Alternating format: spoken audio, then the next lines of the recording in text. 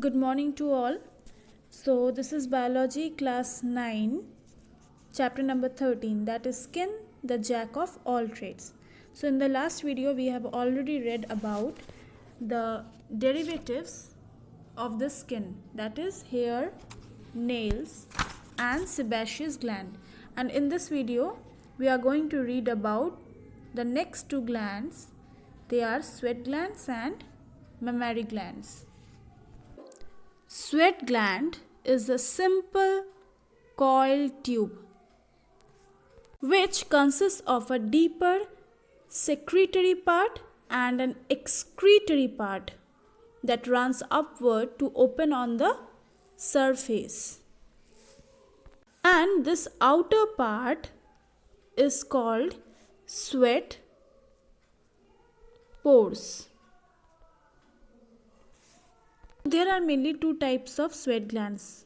Number one is apocrine sweat gland and the second one is eccrine sweat gland. This eccrine gland occur over most of your body and open directly on the surface of the skin.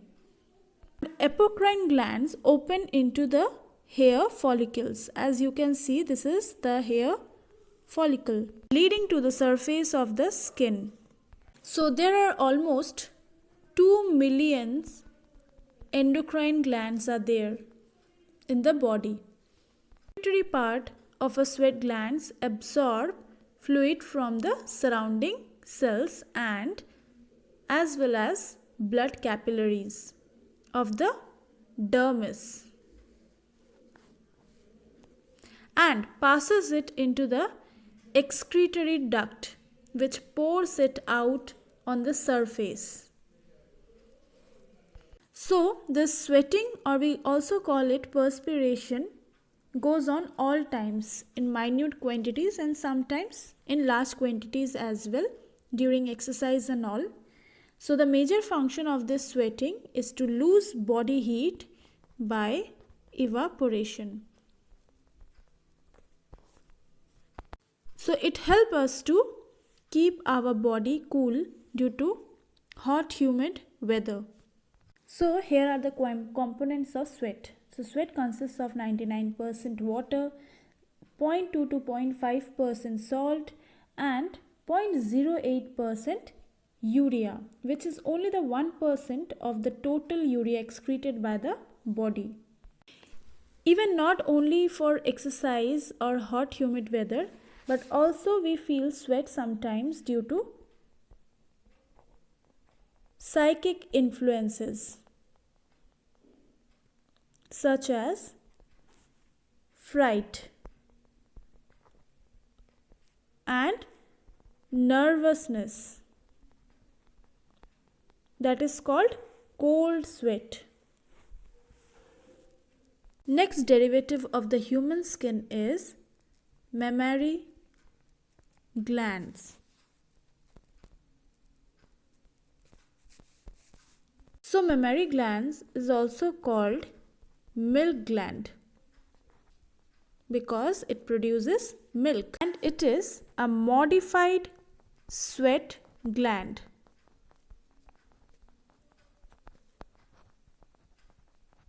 So mammary glands are present in both male and female. But in male, it persists only in a rudimentary state, means it is not functional, which is mainly seen in female. So female, when reach at puberty, their mammary glands enlarges to form a pair of breasts. Each breast carries central conical projection called nipple. 15 to 20 milk ducts are open onto nipple. So these are the milk ducts. So almost 15 milk duct open onto the nipple, and each milk duct is continued inward in a branching manner to join cluster of 15 to 20 lobes of mammary glands. So these are the lobes. This mammary gland is related with reproductive hormone called prolactin and pregnancy, and the milk secreted by this mammary gland is highly nutritious for the newborn baby. Let's talk about another type of gland, that is meibomian glands. So they are modified sebaceous gland which opens on the margin of the eyelid, as you can see here, and their secretion is oily and they lubricate the margin of the lids to prevent the overflow of tears. Another modified sebaceous gland is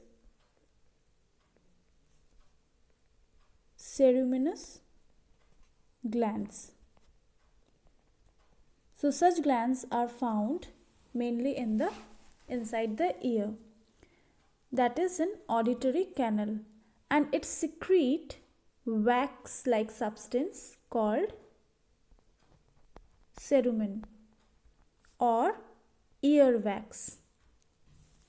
What is its function? It mainly lubricates and protect the delicate eardrum from dust particles and germs. This is how the dust particles and germs accumulate inside the ear, and we clean it with earbuds to protect our eardrum and other parts.